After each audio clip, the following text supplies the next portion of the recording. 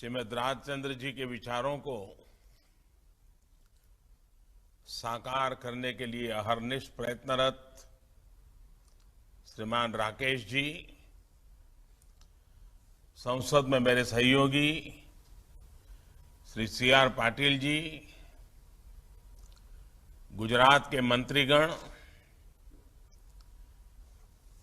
इस पुण्य कार्यक्रम में उपस्थित सभी महानुभाव, देवी और सज्जनों, हमारे यहां शास्त्रों में कहा गया है कि सजीवति गुणायस्य, सजीवति गुणायस्य धर्मो यस्य जीवति, यानी कि जिसके गुणधर्म, जिसके कर्तव्य जीवित रहते हैं, वो जीवित रहता है, अमर रहता है। जिसके कर्म अमर होते हैं, उनकी ऊर्जा और प्रेरणा पीढ़ियों तक समाज की सेवा करती रहती है। श्रीमद राजचंद्र मिशन धर्मपुर का आज का ये कार्यक्रम इसी शाश्वत भावना का प्रतीक है। आज मल्टी स्पेशलिटी अस्पताल का लोकार्पण हुआ है, तो एनिमल हॉस्पिटल का शिलान्यास किया गया है। इसके साथ साथ महिलाओं के लिए सेंटर फॉर एक्सेलेंसी का निर्माण कार्य भी आज से शुरू हुआ है। इससे गुजरात के ग्रामीणों, गरीबों, आदिवासियों, विशेष रूप से दक्षिण गुजरात के साथियों को, हमारी माताओं बहनों को बहुत लाभ होगा। इन आधुनिक सुविधाओं के लिए मैं राकेश जी को, इस पूरे मिशन को, आपके सभी भक्तजनों को, सेवाव्रतियों को जितना धन्यवाद करूं उतना कम है, जितना अभिनंदन करूं उतना कम है। અને આજે જ્યારે મારી સામે ધરમપુરમાં આવું વિશાળ જનસાગર દેખાતો હોય, મને મનમાં હતું કે આજે મને રાકેશજીના ઘણા બધી વાતો સાંભળવા મળશે, પણ એમણે બહુ ટૂંકમાં પતાવી દીધું અને એમણે રણછોડદાસ મોદીજીને યાદ કર્યા। હું આ ક્ષેત્ર સાથે ખૂબ પરિચિત રહ્યો છું। વર્ષો પહેલા તમારા બધાની વચ્ચે રહ્યો, ક્યારેક ધરમપુર તો ક્યારેક સિદુંબર, આપ સૌની વચ્ચે રહેતો હતો। અને આજે આટલું મોટું વિકાસનું ફલક જોઉં અને ત્યાંના લોકોને આટલો બધો, અને મને આનંદ એ વાતનો થાય કે છેક મુંબઈથી લોકો અહીં આવીને સેવામાં જોડાતા હોય છે। ગુજરાતના ખૂણે ખૂણેથી લોકો આવીને જોડાતા હોય છે, વિદેશોમાંથી આવીને જોડાતા હોય છે। એટલે શ્રીમદ રાજચંદ્રજીએ એક મૂક સેવકની જેમ જે સમાજ ભક્તિના બીજ વાવ્યા હતા, એ આજે કેવા વટવૃક્ષ બની રહ્યા છે એ આપણે અનુભવી શકીએ છીએ। साथियों, श्रीमद राजचंद्र मिशन से मेरा पुराना नाता रहा है। मैंने आपके समाज कार्यों को इतनी नजदीकी से देखा है कि जब ये नाम सुनता हूं तो मन आप सभी के प्रति सम्मान से भर जाता है। आज जब देश आजादी के 75 वर्ष का पर्व मना रहा है, अमृत महोत्सव मना रहा है तो हमें इसी कर्तव्य भाव की सबसे ज्यादा जरूरत है। इस पवित्र भूमि में, इस महान भूमि में, इस पुण्य भूमि में हमें जितना मिला है उसका एक अंश भी हम समाज को वापस लौटाने का प्रयास करते हैं तो समाज में और तेजी से बदलाव आता है। मुझे हमेशा बहुत खुशी होती है कि पूज्य गुरुदेव के नेतृत्व में श्रीमद राजचंद्र मिशन गुजरात में ग्रामीण आरोग्य के क्षेत्र में प्रशंसनीय कार्य कर रहा है। गरीब की सेवा की ये प्रतिबद्धता इस नए अस्पताल से और मजबूत होगी। ये अस्पताल और रिसर्च सेंटर ग्रामीण क्षेत्र में आधुनिक सुविधाएं देने जा रहा है, उत्तम इलाज को सभी के लिए सुलभ कर रहा है। ये आजादी के अमृत काल में स्वस्थ भारत के लिए देश के विजन को ताकत देने वाला है। ये आरोग्य के क्षेत्र में सबका प्रयास की भावना को सशक्त करने वाला है। साथियों, आजादी के अमृत महोत्सव में देश अपने उन संतानों को याद कर रहा है जिन्होंने भारत को गुलामी से बाहर निकालने के लिए प्रयास किए। श्रीमद राजचंद्र जी ऐसे ही एक संत पुरुष, ज्ञाता पुरुष, एक दीर्घदृष्टा महासंत थे जिनका एक विराट योगदान इस देश के इतिहास में है। ये दुर्भाग्य रहा है कि भारत के ज्ञान को, भारत की असली ताकत से देश और दुनिया को परिचित कराने वाले ओजस्वी नेतृत्व को हमने बहुत ही जल्द खो दिया। खुद बापू पूज्य महात्मा गांधी ने कहा था कि हमें शायद कई जन्म लेने पड़ेंगे, लेकिन सीमत के लिए एक ही जन्म काफी है। आप कल्पना कीजिए, महात्मा गांधी के विचारों को जिन्होंने प्रभावित किया, जिस महात्मा गांधी को आज हम दुनिया में पथ प्रदर्शक रूप में देखते हैं, जिन महात्मा गांधी के विचारों के प्रकाश में एक दुनिया एक नए जीवन को तलाशती रहती है, वहीं पूज्य बापू अपनी आध्यात्मिक चेतना के लिए श्रीमद राजचंद्र जी से प्रेरणा पाते थे।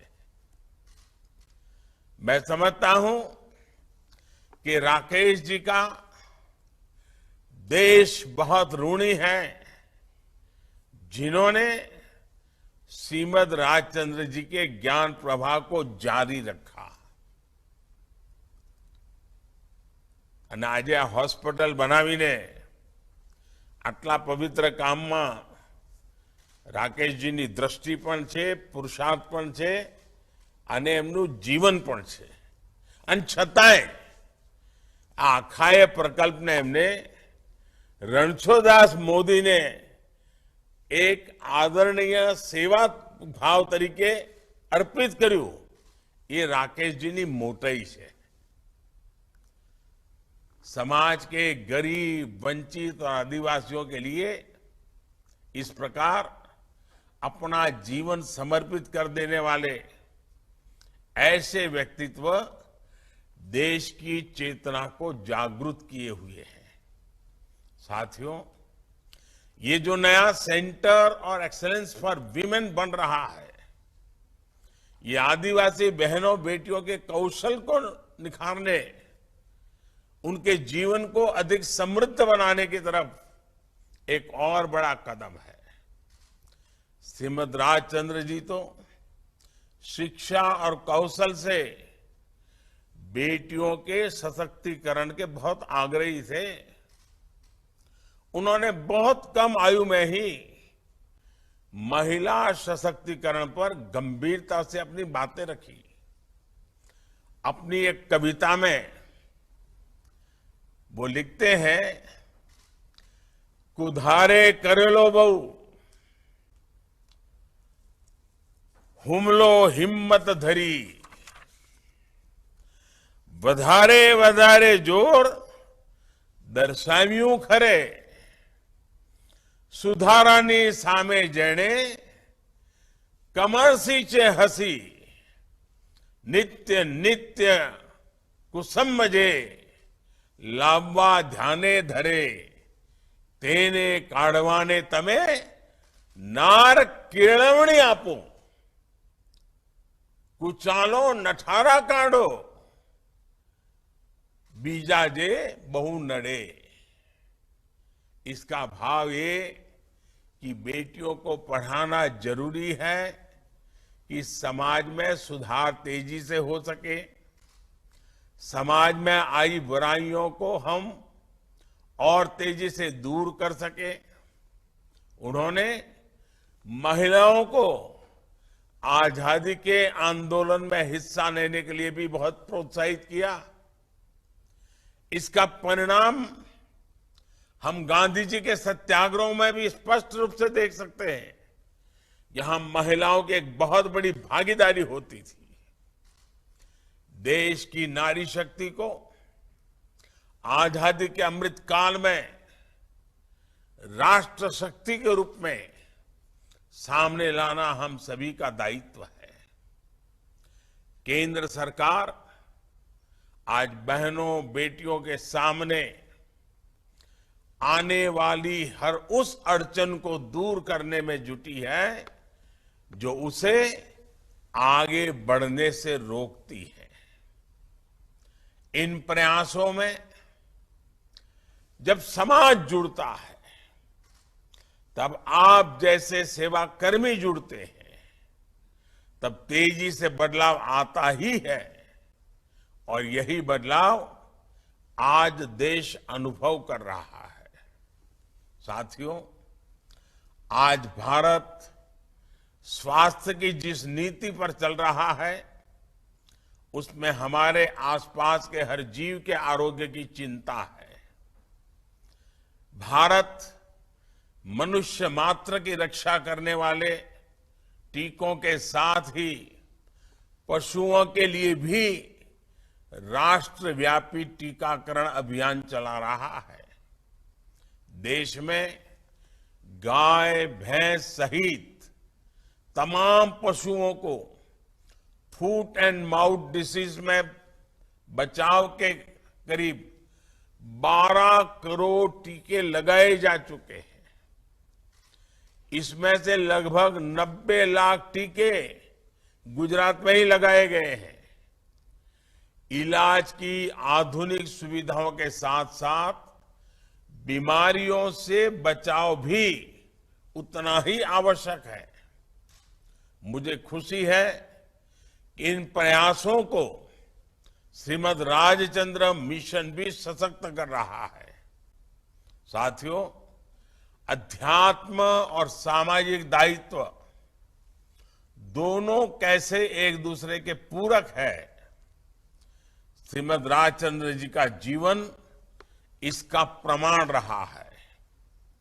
उन्होंने अध्यात्म और समाज सेवा की भावना को एकीकृत किया, मजबूत किया।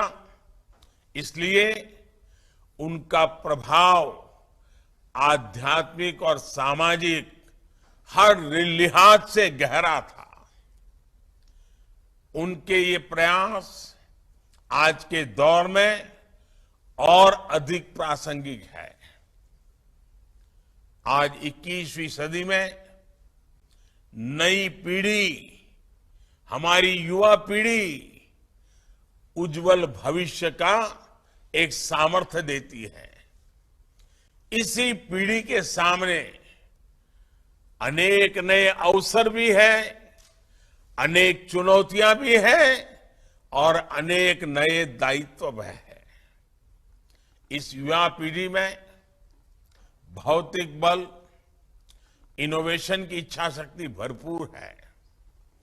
इसी पीढ़ी को आप जैसे संगठनों का मार्गदर्शन उन्हें कर्तव्य पथ पर तेजी से चलने में सहायता करेगा। मुझे पूरा विश्वास है कि राष्ट्र चिंतन और सेवा भाव के इस अभियान को श्रीमद राजचंद्र मिशन ऐसे ही समृद्ध करता रहेगा।